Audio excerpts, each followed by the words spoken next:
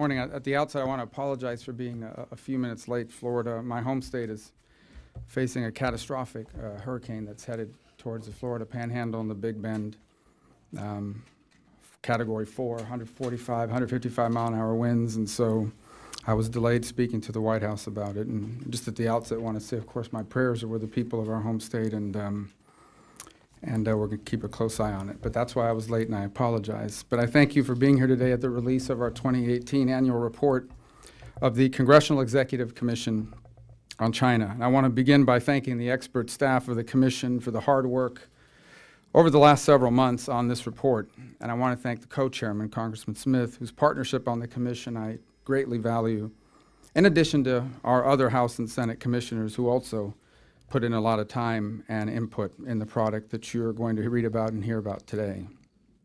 Let me begin a little bit by describing the Commission, its mandate. When it was established through the U.S.-China Relations Act, which also, by the way, extended permanent normal trade relations to China, it was to monitor human rights and rule of law developments in China. That mandate remains pressing and urgently necessary, as evidenced by the dire human rights situation inside of China and the continued downward trajectory since Xi Jinping became Communist Party General Secretary in 2012 and then President in 2013, the latter post he is likely to fill beyond the current term of 2023, given constitutional changes that were enacted last year. Now, when the Commission was established, the prevailing wisdom, the widespread conventional wisdom, which remained until very recently, that underpinned the relationship between the United States and China, and that was bipartisan, held by Republicans, Democrats, and every expert in the field, maintained that increased trade and economic relations, as well as diplomacy and robust cultural exchange, would lead to greater openness and political liberalization within China. In the years that have followed, the Chinese economy has grown dramatically, while the Chinese Communist Party has become even more entrenched in the political power structure and committed to preserving its monopoly on power through state-sponsored repression and surveillance, indoctrination, and frankly, brutality. Today, what we see is an ascendant and increasingly aggressive China seeking to not just supplant the United States on the world stage, but reshape global norms on development, trade, the internet, and even human rights. All the while, the fundamental authoritarian character of China's political system under the Communist Party remains unchanged and, in fact, becomes more brutal. Human rights conditions have deteriorated again this year, and that has adversely affected both U.S.-China relations and the people of China's ability to exercise their fundamental human freedoms. Let me just say at the outset, before we get into our major trends and findings, that the criticism here today or at any time is not about the Chinese people, a people whom I greatly, greatly admire, and many of whom we work with in the causes of freedom and liberty. Nor is it a criticism of China or its culture, which has and continues to make extraordinary contributions to the world and mankind. This is aimed at the Chinese Communist Party, and through that, the Chinese government.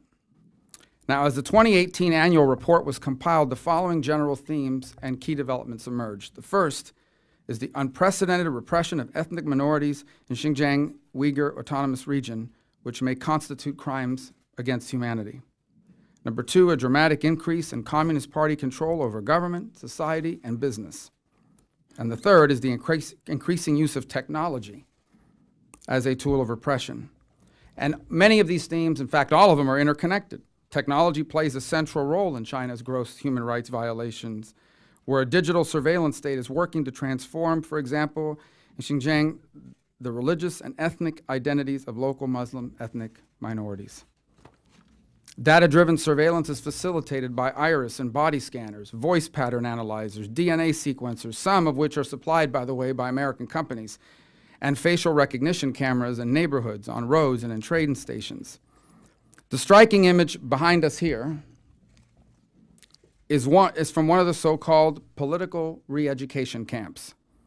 As many as 1 million or more Uyghur and other Muslims are being held in camps just like this. Individuals are arbitrarily detained, and in many cases, detention appears to be indefinite. Local orphanages are reportedly overcrowded with Uyghur children whose parents were taken away to a camp such as this. Also this year, the purview of the Communist Party continued to expand into many sectors of the government and society. The party's Central Committee issued a massive restructuring plan for the party and government agencies to be completed by the end of 2018. The United Front Work Department, which Xi Jinping, like Mao before him, calls the, quote, magic weapon, unquote, of the Communist Party, was further empowered in this reorganization. The UFWD, the United Front Worker Department, works to influence and neutralize possible domestic and international challenges to the party's ideological agenda. It does so both at home in China and abroad, extending even here to the United States. This year, its role in overseeing religious affairs was expanded, underscoring the party's enduring fear that the growth of religious belief is a threat to its grip on power. Also in the reorganization, the party's Central Propaganda Department was given an enhanced managerial role, reflecting the party's efforts to ensure dissemination of a unified message about China within and outside of China. Business is not outside the scope of the party's expanding reach.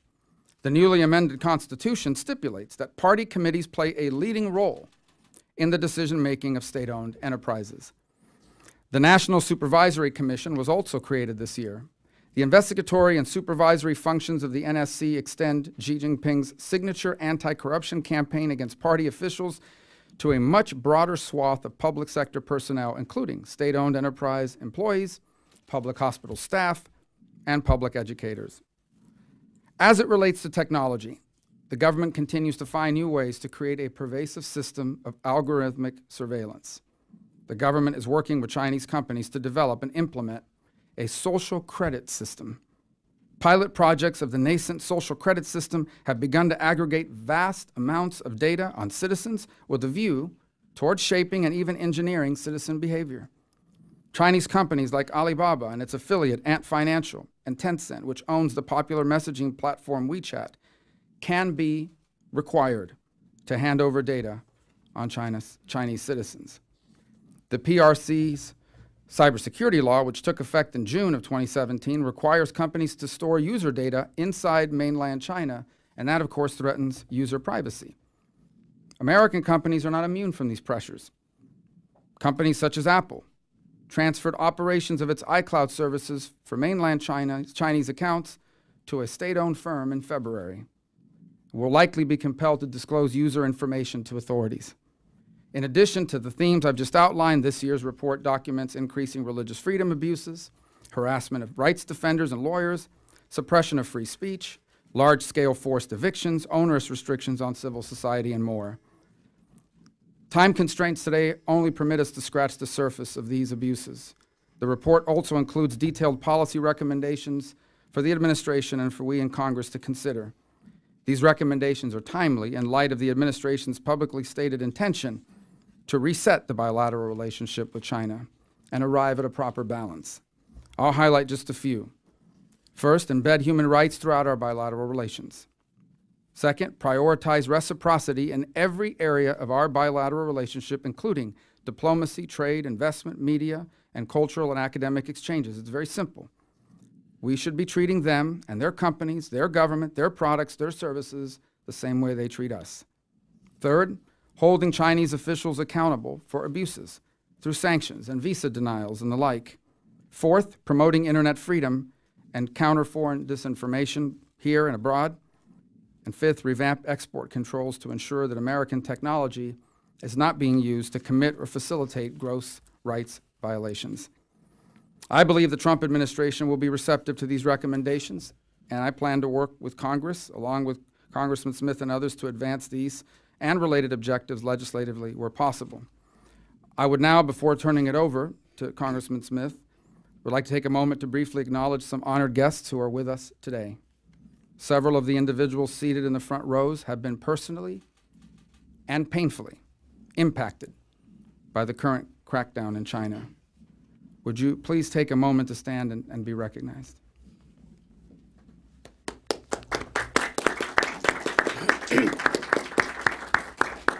Thank you so much for being here and for your courage to be here. Because each of you, please sit. Thank you. Each of them has a family member, or in many cases multiple family members, detained or disappeared in these camps, including Ms. Gulchera Hoja, a Uyghur service journalist with Radio Free Asia, who gave powerful testimony before our commission just a few months ago.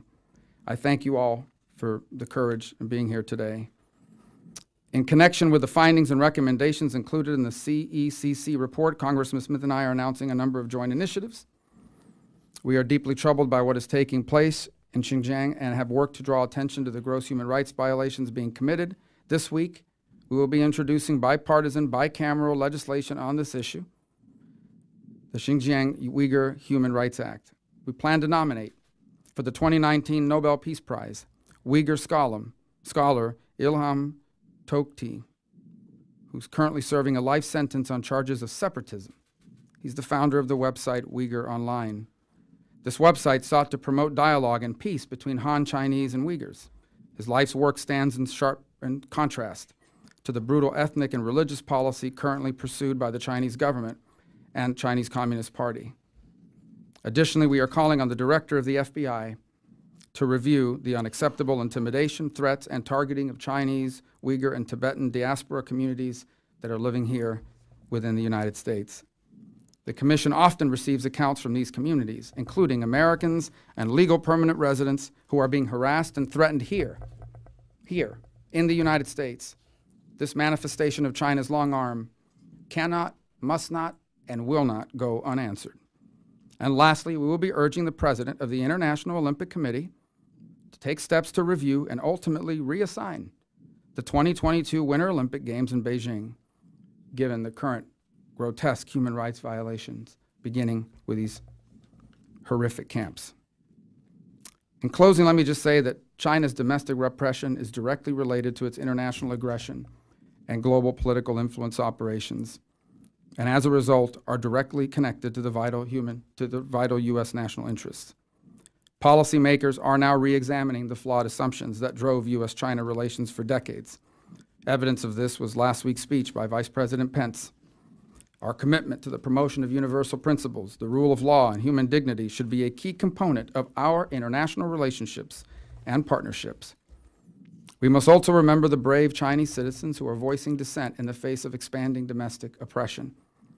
Consider, for example, the recent escalation of the Chinese government and Communist Party's war on religious freedom. In the face of that persecution, many leaders of China's Christian community have responded in truly remarkable fashion.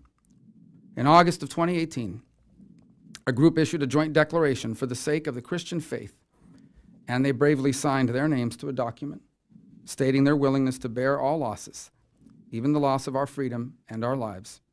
Pastors and lay leaders have continued to sign in solidarity. The total number of those who have signed is now over 400. This is a powerful reminder that at the heart of the CECC's 2018 annual report lays this enduring truth. Pressing for China's adherence to universal standards advances not only American national security, economic interests, and moral values, it advances the aspirations of Chinese citizens eager for peace, protection of their most basic rights, and genuine political reform to accompany their economic ascent and progress. I thank you all for being here, and I now turn it over to the co-chair who will speak, and then we'll briefly take questions. And I apologize if I leave and come back. The Senate has scheduled a vote which is set to begin, but I thank you all for being here.